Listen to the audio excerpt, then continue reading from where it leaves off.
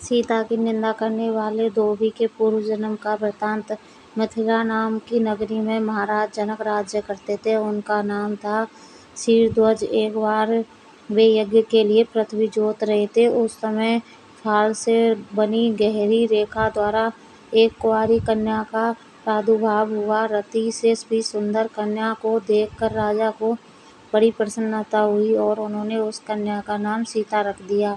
परम सुंदरी सीता एक दिन सखियों के साथ उद्यान में खेल रही थी। वहां उन्हें एक शुक पक्षी का जोड़ा दिखाई दिया जो बड़ा मनोरम था। वे दोनों पक्षी एक पर्वत की चोटी पर बैठकर इस प्रकार बोल रहे थे, पृथ्वी पर श्री राम नाम से विख्यात एक बड़े सुंदर राजा होंगे। उनकी महारानी सीता के नाम से विख्यात होगी। श्री राम सीता के साथ 11,000 वर्षों तक राज्य करेंगे। धन्य है वे जानकी देवी और धन्य है वो श्री राम। तोते को ऐसी बातें करते देख सीता ने यह सोचा कि ये दोनों मेरे ही जीवन की कथा कह रहे हैं, इन्हें पकड़कर सभी बातें पूछ। ऐसा विचार कर उन्होंने अपनी सखियों से कहा, यह पक्षियों का जोड़ा सुंदर है, तुम लोग चुपके से जाकर इसे पकड़ लाओ। सखियों उस पर्वत पर गईं और दोनों सुंदर पक्षियों को पकड़ लाईं। सीता उन पक्षियों से बोली, तुम दोनों बड़े सुंदर हो, देखो डरना नहीं। बताओ तुम कौन हो और कहाँ से आए हो? राम कौन है और सीता कौन है? तुम्हें उनकी जानकारी कैसे हुई? सारी बातों को जल्दी जल्दी बताओ, भय न करो। सीता के इस प्रकार पूछने पर दोनों पक्षी सब बातें बताने लगे। देवी वाल्मीकि नाम से विख्यात एक बहुत बड़े महर्षि हैं, हम दोनों उन्हीं के आश्रम में रहते हैं।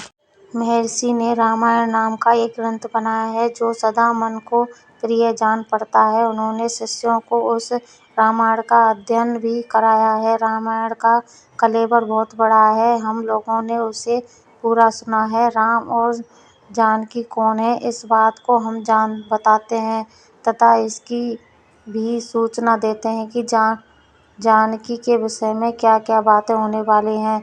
तुम ध्यान देकर सुनो। महर्षि ऋष्यशृंग के द्वारा कराए हुए पुत्रष्टि यज्ञ के प्रभाव से भगवान विष्णु राम, लक्ष्मण, भरत और शत्रुघ्न ये 4 शरीर धारण करके प्रकट होंगे।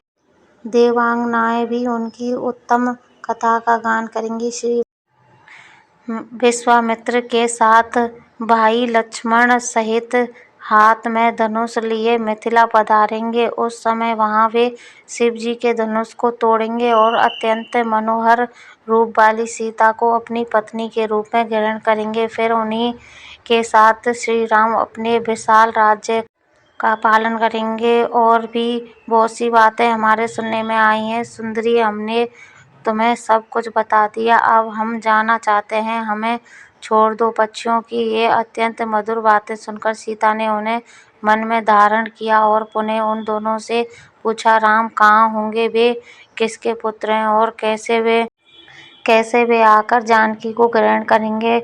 मनुष्य अवतार में उनका श्री विग्रह कैसे होगा? उनके प्रश्न सुनकर सुकी मन ही मन जान गई कि ये ही सीता है। उन्हें पहचान कर वह उनके चरणों में गिर पड़ी और बोली, श्री रामचंद्र का मुख कमल की कली के समान सुंदर होगा, नेत्र बड़े बड़े तथा खिले हुए, नासिका ऊंची पतली मनोहारिणी होगी, भुजाएं घुटनों तक, गला शंख के समान होगा, वक्षस्थल उत्तम व चौड़ा होगा, उसमें श्री वत्स का चिन्ह होगा। श्री राम ऐसा ही मनोहर रूप के धारण करने वाले हैं, मैं उनका क्या वर्णन कर सकती हूँ। जिसके 100 मुख हैं वह भी उनके गुणों का बखान नहीं कर सकता। फिर हमारे जैसे क्या विसात है, वे जानकी देवी धन्य है जो शीघ्र रघुनाथ जी के साथ हजारों वर्ष तक प्रसन्नतापूर्वक विहार करेंगी। परंतु सुंदरी, तुम कौन हो? पक्षियों की बातें सुनकर सीता अपने जन्म की चर्चा करती हुई बोली, जिससे तुम लोग जानकी कह रहे हो वह जनक की पुत्री मैं ही हूँ। श्री राम जब यहाँ आकर मुझे स्वीकार करेंगे तभी मैं तुम दोनों को छोड़ूंगी। तुम इच्छा अनुसार खेलते हुए मेरे घर में सुख से रहो। यह सुनकर सुकी ने जानकी से कहा, साध्वी, हम वन के पक्षी हैं, हमें तुम्हारे घर में सुख नहीं मिलेगा। मैं गर्भिणी हूँ, अपने स्थान पर जाकर बच्चे पैदा करूँगी, उसके बाद फिर यहाँ आ जाऊँगी। उसके ऐसा कहने पर भी सीता ने उसे नहीं छोड़ा। तब उसके पति ने कहा, सीता, मेरी भार्या को छोड़ दो, यह गर्भिणी है। जब यह बच्चों को जन्म तब इसे लेकर फिर तुम्हारे पास आ जाऊंगा। तोते के ऐसा कहने पर भी जानकी ने कहा, महावते, तुम आराम से जा सकते हो, मगर यह मेरा प्रिय करने वाली है, मैं इसे अपने पास बड़े सुख से रखूंगी।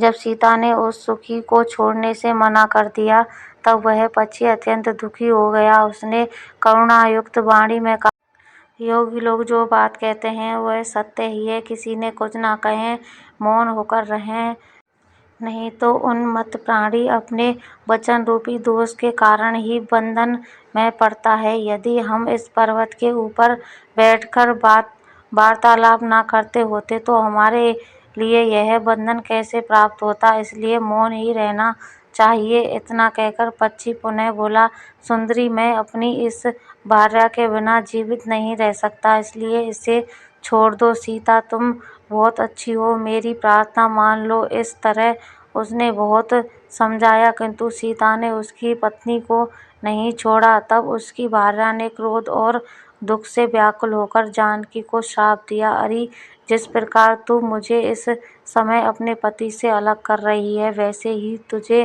स्वयं भी गर्भिणी की अवस्था में श्री राम से अलग होना पड़ेगा। यूं पति वियोग के कारण उसके प्राण निकल गए। उसने श्री रामचंद्र जी का स्मरण तथा पुनः पुनः राम नाम का उच्चारण करते हुए प्राण त्याग किया था, इसलिए उसे ले जाने के लिए एक सुंदर विमान आया और वह पक्षिणी उस पर बैठकर भगवान के धाम चली गई। भार्या की मृत्यु हो जाने पर पक्षी शोक से आतुर होकर बोला, मैं मनुष्यों से भरी श्री राम की नगरी अयोध्या में जन्म लूंगा तथा मेरे ही वाक्य से इसे पति के वियोग का भारी दुख उठाना पड़ेगा। यह कहकर वह चला गया। क्रोध और सीता जी का अपमान करने के कारण उसका धोबी की योनि में जन्म हुआ। उस धोबी के कथन से ही सीता जी निंदित हुई, उन्हें पति से वियुक्त होना पड़ा। धोबी के रूप में उत्पन्न हुए तोते का शाप ही सीता का पति से विछोह करने का कारण हुआ और वे वन में गईं।